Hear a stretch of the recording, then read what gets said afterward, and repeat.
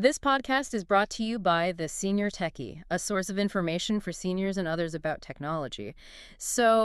Imagine you're driving down a highway. Okay. You've driven this exact route for like 40 years. Your muscle memory is flawless. You feel totally in control. Right, you could drive it in your sleep. Yeah, but what if the internal timer connecting your eyes to your foot is suddenly running a quarter of a second behind and you don't even realize it? That's a scary thought. It really is. Welcome to the Senior Techie Podcast. Whether you are, an adult over 55 yourself or maybe a family member or caregiver, we know that navigating these complexities of aging and mobility, well, it's a topic that hits incredibly close to home for you. Oh, absolutely. It's something almost every family faces eventually. Yeah, and today we're exploring a really profound question. Like, how do we balance the undeniable physical and cognitive changes of aging with that deep, almost primal desire for independence behind the wheel? It's a huge issue.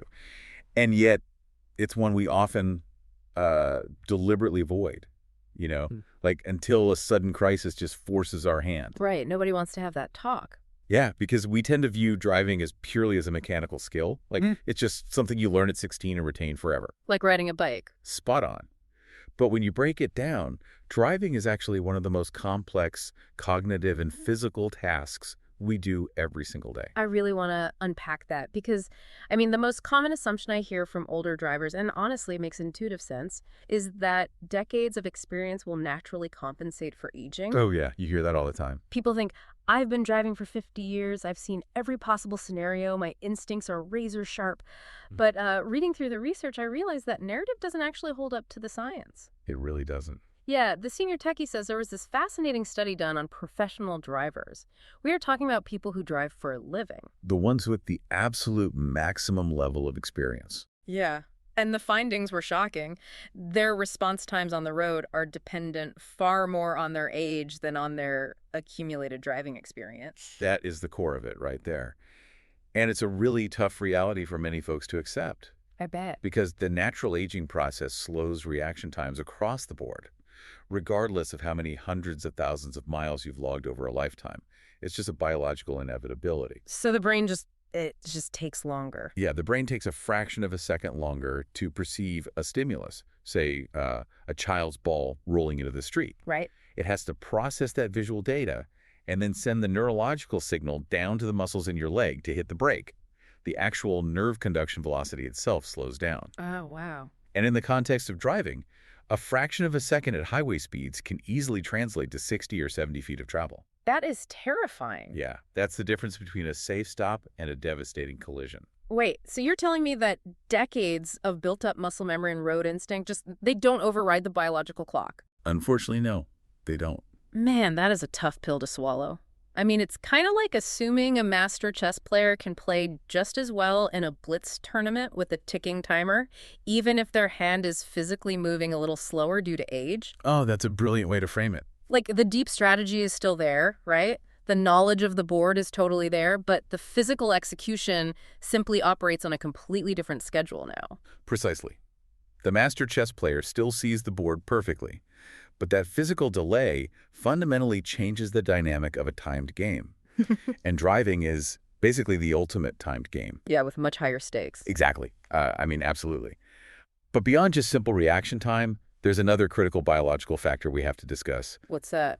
One that often flies under the radar, which is spatial orientation. Okay. What does that mean in this context? Well, this is our brain's ability to mentally determine our position and the position of our vehicle relative to the surrounding environment in three-dimensional space. Oh, so almost like the internal 3D map or like a radar system in our heads. Spot on. And the Senior Techie strongly emphasizes that deficits in spatial orientation are a massive risk factor for intersection crashes. Intersections, specifically. Yeah. Let's break down the mechanics of making a left turn across oncoming traffic. Oh, I hate those even now. Right. You have to judge the speed of multiple oncoming cars, calculate the distance of the gap between them, factor in the width and acceleration capability of your own vehicle. That's a lot of math happening at once. It is. And you have to project the time it will take you to actually clear the intersection.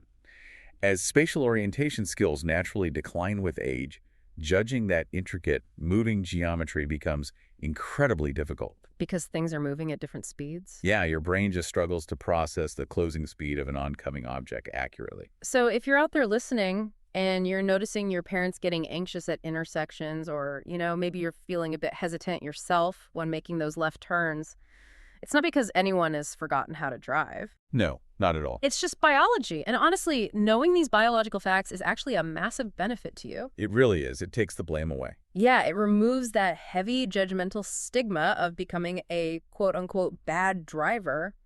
It frames this simply as a physical shift. Your eyes and your nervous system are just changing. Right, which means you just need new strategies to accommodate that hardware shift, rather than a heavy dose of guilt or denial. I love that.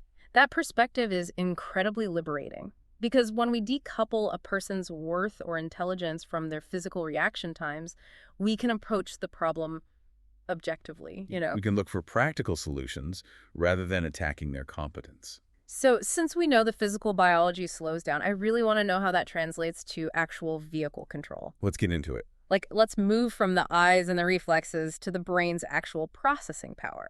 I was reading about a real-world sensor study mentioned in the materials that totally upended how I think about this. Ah, yes, you're referring to the continuous monitoring study. This is fascinating research. Yeah, tell us about that. Well, instead of putting older adults in a sterile driving simulator, researchers installed continuous monitoring sensors in the actual cars of older adults. In their real cars. Yeah. They tracked their real-world driving behaviors over a period of months. They wanted to see exactly how cognitive decline, meaning changes in executive function, working memory, decision-making, Right. how all of that actually impacts how a person controls a 2-ton machine out in the wild. And what blew my mind was the distinction they found.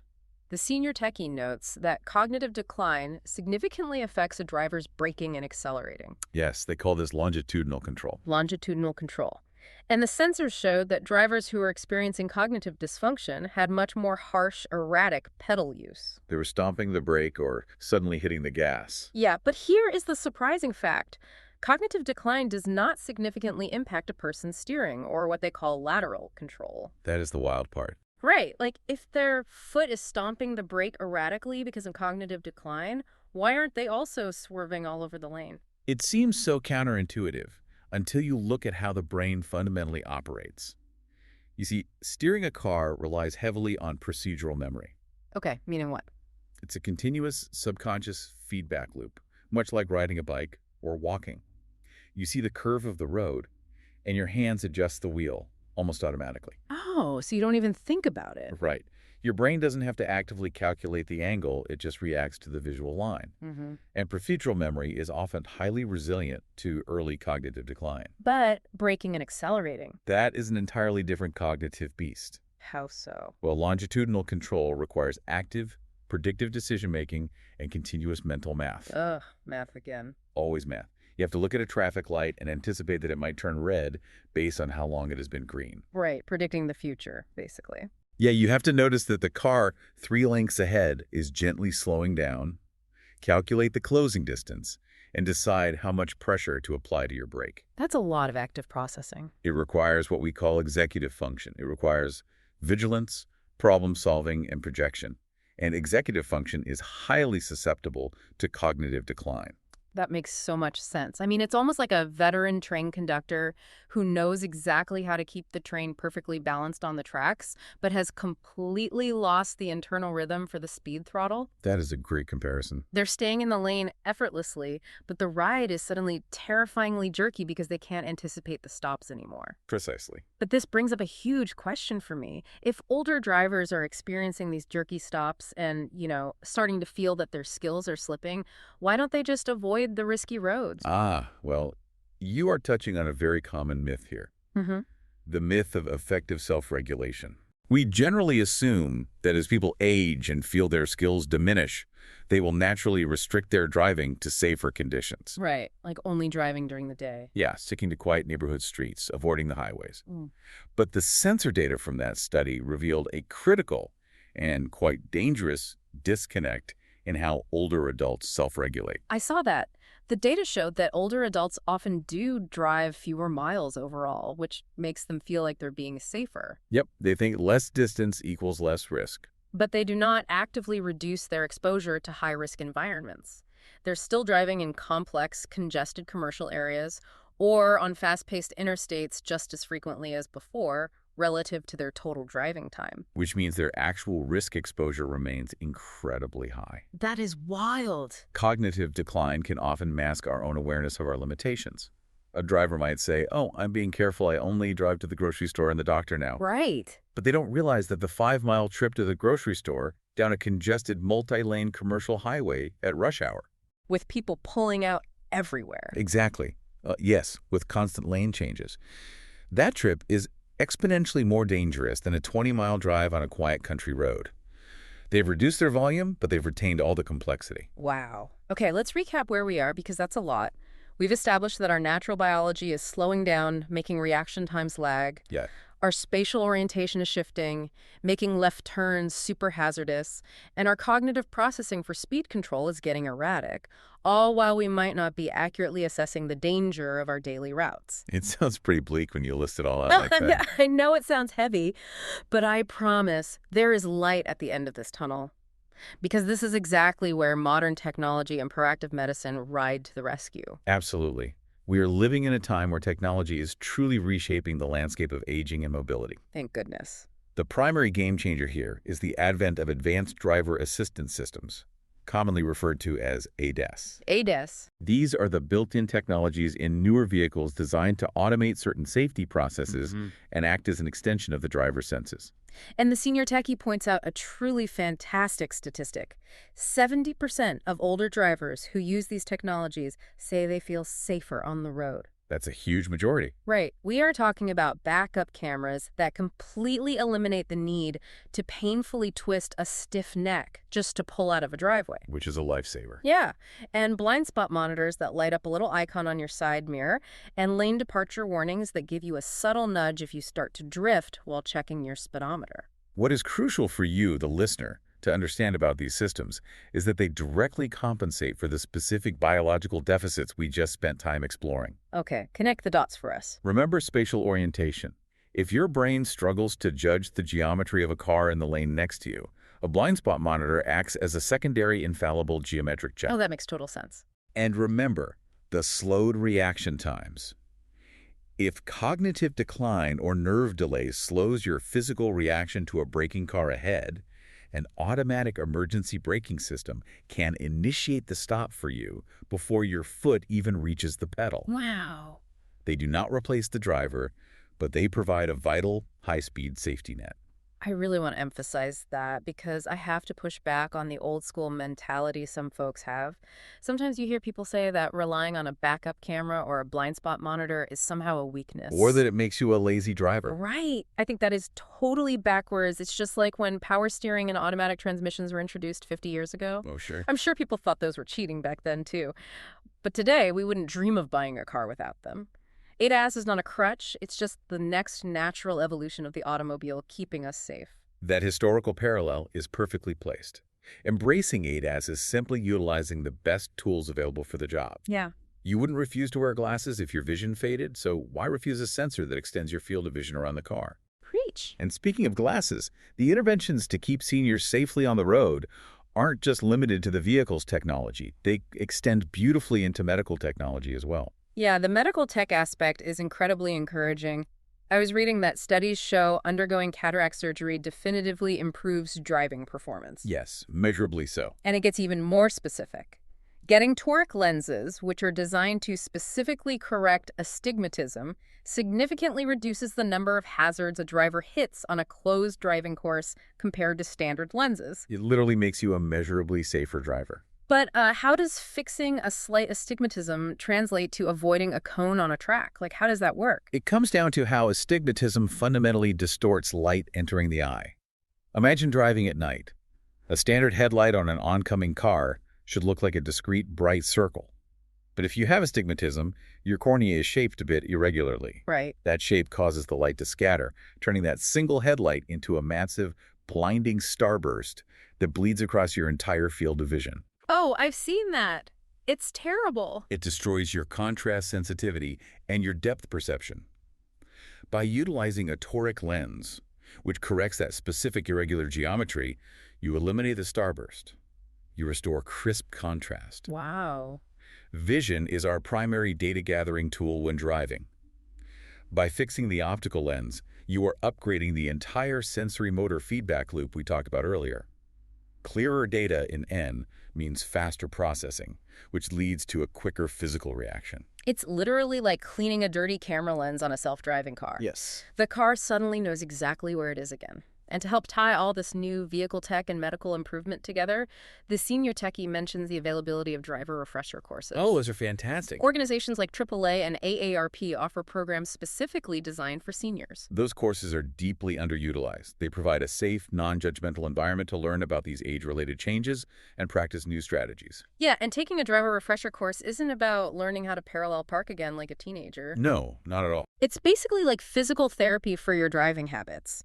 It's retraining your brain to rely on the mirrors and cameras instead of twisting a stiff neck, and teaching you how to proactively set up your car's safety features before you even put it in drive. You hit the nail on the head. They bridge the gap between recognizing a physical limitation and actually implementing a behavioral change to overcome it. But as optimistic as all of this is, we have to acknowledge the elephant in the room. Yeah, we do. Despite all the cameras, the radar, the eye surgeries, and the refresher classes, there may come a day when the technology and the medicine simply cannot bridge the gap anymore. It's true. Which brings us to the emotional crossroads.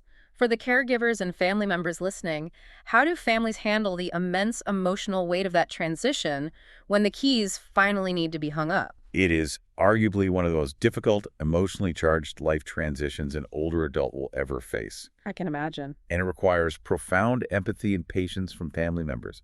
We have to understand that the psychological toll of driving cessation is absolutely staggering. The materials make a point that driving is rarely just about transportation. It's tied deeply to a person's independence, to their identity, and to their social connection. It's their lifeline. Having your keys means having 24/7 independence. You want a coffee at 6 in the morning, you get it. You want to visit a friend on a Tuesday afternoon, you just go. Right. Losing those keys is a massive, immediate lifestyle shift. The senior techie points out that losing the ability to drive often leads directly to social isolation and depression, and this impact is particularly acute for men. That is a critical demographic insight. For many older men in particular, their societal role and self-worth have historically been deeply intertwined with being the provider, the protector, and the driver of the family. Yeah, driving the family everywhere. When you remove that capability, you aren't just taking away a piece of machinery, you are fracturing a core piece of their identity. Right. The resulting isolation isn't just about missing trips to the grocery store.